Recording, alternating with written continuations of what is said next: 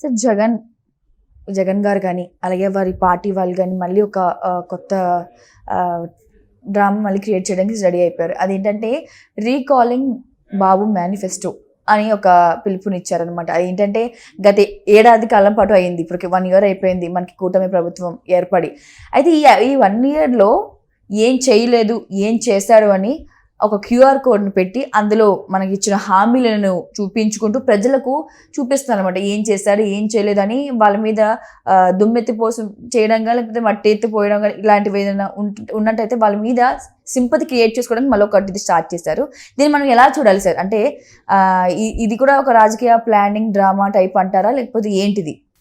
Recalling Babu's manifesto అని చెప్పి ఆయన ఒక 5 వారాల ప్రోగ్రామ్ ఇచ్చారు జగన్మోహన్ రెడ్డి గారు. నిన్న విస్తృత సమావేశం ఒకటి పెట్టి వాళ్ళందరినీ ఇంటింటికి వెళ్ళి ప్రజల దగ్గర ఒక QR కోడ్ స్కాన్ చేయమని, ఆ QR కోడ్ కనుక స్కాన్ చేసినట్లయితే జగన్మోహన్ రెడ్డి ఇప్పుడు చంద్రబాబు హయాంలో ఇచ్చిన హామీలు వస్తాయి.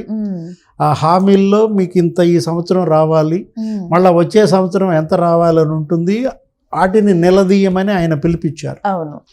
ఇప్పుడు ఈ QR కోడ్ కనుక స్కాన్ చేస్తే ఏం జరుగుతుంది? పొరపాటున జగన్మోహన్ రెడ్డి వైసీపీ ఎమ్మెల్యేలు లేకపోతే వాళ్ళు ఉన్నటువంటి ఆ నాయకులు ఇంటింటికి వచ్చి ప్రజల ఫోన్లలో QR కోడ్ కనుక స్కాన్ చేస్తే మన అకౌంట్లో డబ్బులని పోతే ఎవరిస్తారు? లాజిక్ జగన్మోహన్ రెడ్డి ఇస్తారా? ఇది ఒక సైబర్ క్రైమ్. QR కోడ్స్ ఎక్కడా స్కాన్ చేయొద్దు, అసలు పెద్ద పెద్ద షాపుల్లో కూడా స్కాన్ చేయొద్దు. దానిలో ఒక డేంజరస్ మాల్వేర్ మరి దానిలో పెట్టారు. కాబట్టి మీరు అది కనుక పొరపాటున QR కోడ్ కనుక స్కాన్ చేస్తే వెంటనే మీ అకౌంట్లో మీ డబ్బులు మిస్ అవుతాయి. మీ ఫోన్లో ఉన్నటువంటి విలువైన సమాచారం వాళ్ళకి వెళ్ళిపోతుంది. ఏ బ్యాంకులో అకౌంట్స్ ఉన్నాయి, మీ పాస్వర్డ్స్ ఏంటి, మీ మెయిల్ ఐడీస్ ఏంటి, మొత్తం మీ ఆధార్, మీ డీటెయిల్స్ అన్నీ కూడా వాళ్ళకి వెళ్ళిపోతాయి.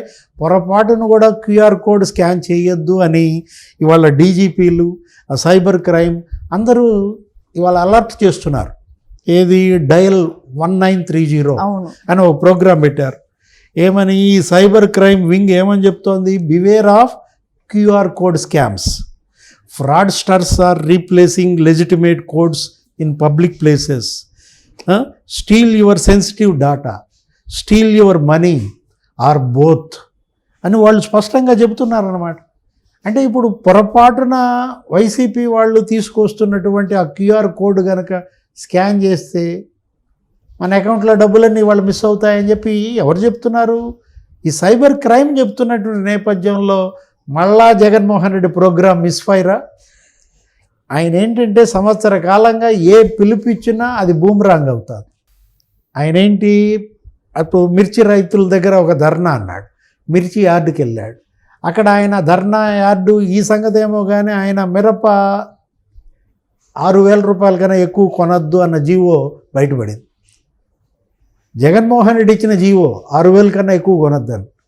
మరి చంద్రబాబు ఎంత కొంటున్నాడు? 12,000 కొంటున్నాడు. మిస్ఫైర్ అయింది. లేకపోతే కరెంటు బిల్లులు విపరీతంగా పెంచేశారు, కరెంటు ఛార్జీలకు వ్యతిరేకంగా ఒక పోరు అన్నాడు. ఏం జరిగింది? 9 సార్లు ఆయనే పెంచాడు. 2 సార్లు పెంచమని మరి ఆర్డర్ వేసిపోయాడు. 11 సార్లు కరెంటు ఛార్జీలు పెంచిన జగన్మోహన్ రెడ్డి కరెంటు పోరు అంటే విద్యార్థులు లేకపోతే యువత పోరు అన్నాడు. అదొక ఆందోళనకు పిలిపించాడు. విద్యార్థులకు ఫీజు రీయింబర్స్మెంట్ 4,500 కోట్లు నువ్వే బకాయి పెట్టావు అంటే ఇప్పుడు ఆయన ఏమని చెప్తాడు? 6 త్రైమాసికాలకి పెండింగ్ అంటాడు. ఈ ప్రభుత్వం వచ్చి ఎన్ని త్రైమాసికాలు అయింది అంటే 3 త్రైమాసికాలకే 6 త్రైమాసికాలు పెండింగ్ ఈ ప్రభుత్వం పెట్టిందా? అంటే నువ్వు పెండింగ్ పెట్టినటువంటి 3 క్వార్టర్స్ వీళ్ళు దాంట్లో వేసేసారు. ఆ డబ్బులు ఎవరు ఇవ్వాలి? నువ్వు ఇవ్వాలా, వీళ్ళు ఇవ్వాలా? నువ్వు మళ్ళా ధర్నా చేస్తావా? అంటే ప్రతి ఆందోళన మిస్ఫైర్, బూమ్రాంగ్.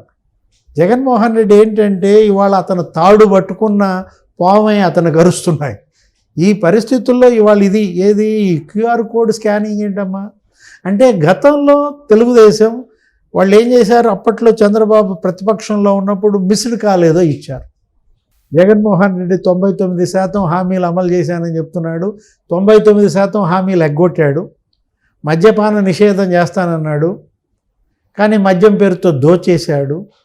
లేకపోతే ఈ కేంద్రం ఇచ్చేది కాకుండా రైతులకి భరోసా కింద మరి 13,000 ఇస్తానన్నాడు, కానీ కేంద్రం ఇచ్చేది కూడా కలిపి ఇచ్చి రైతులకు 20,000 కోట్లు ఎగ్గొట్టాడు.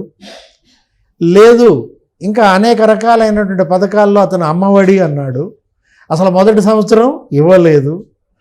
4 ఏళ్ళన్నా ఇస్తాడా అనుకుంటే 1 సంవత్సరం ఎగ్గొట్టాడు. అంటే 5 ఏళ్లలో అమ్మఒడి కింద మరి అతను మరి 5-13 65,000 ఇవ్వాలి, కానీ ఇచ్చిందంత 26,000, 40,000 ఎగ్గొట్టాడు. ఈ విధంగా అప్పుడు మిస్డ్ కాల్ అనే ద్వారా జగన్మోహన్ రెడ్డి బూటకపు హామీలని అతను 99% ఎగ్గొట్టాడు అని ప్రజల్లోకి బలంగా తీసుకెళ్లారు. కాబట్టి నన్ను ఇలా చేస్తారా, కాబట్టి మీ పేరు మిమ్మల్ని కూడా ఇలాగే బదనాం చేస్తానని ఈ క్యూఆర్ కోడ్ తెచ్చాడు. ఇప్పుడు నువ్వు పింఛన్లు ఏం చేసావు? నువ్వు 1,000 రూపాయలు పెంచుతానన్నావు, పెంచావా? అసలు మొదటి సంవత్సరం అసలు పెంచలా. 2వ సంవత్సరం నుంచి చివరి సంవత్సరం దాకా 250 పెంచావు. ఎవరిని నిలదీయాలి? నిన్ను నిలదీయాలా? మొదటి రోజే 1,000 రూపాయలు పెంచిన చంద్రబాబుని నిలదీయాలా? ప్రమాణ స్వీకారం రోజే 1,000 రూపాయలు పెంచాడు. అసలు ఆయనే ఇంటికొచ్చి పెన్షన్ ఇస్తున్నాడు. నీ హయాంలో పెండింగ్లో ఉన్న 3 నెలల పెన్షను ఇచ్చాడు. అంటే చంద్రబాబు సీఎం అయిన మొదటి నెలలో 7,000 ఇచ్చారు పెన్షన్కి. ఒక్కొక్క పెన్షన్కి 7,000 ఇస్తే నిలదీయాలా? దేనికి నిలదీయాలి? ఇవాళ కూటమి ప్రభుత్వాన్ని జగన్మోహన్ రెడ్డి అది చెప్పలేకపోతున్నాడు. నిలదీయండి అంటాడు. తొందరపడుతున్నాడు. అసలు ఎందుకంత తొందరపడుతున్నాడు? ఎవరైనా తరుముకొస్తున్నట్టుగా తొందరపడుతున్నాడు. అతను అరెస్ట్ చేస్తారేమో, జైలుకి వెళ్ళాల్సి వస్తుందేమో, ఈలోపే వీళ్ళ మీద ప్రజల్ని రెచ్చగొట్టాలి, వీళ్ళని కాలర్ పుచ్చుకునేలాగా చేయాలన్న ఆ తొందరపాటు ఇవాళ జగన్మోహన్ రెడ్డి పదే కింద పడుతున్నాడు. ఎదురు దెబ్బలు తింటున్నాడు. ప్రతి దాంట్లో ఎదురు దెబ్బే కదా. అరే, తల బొప్పి గట్టిన ఈ దెబ్బలు తింటూ ఇతను ఏం చేస్తున్నాడు? పార్టీ నడుపుతున్నాడా?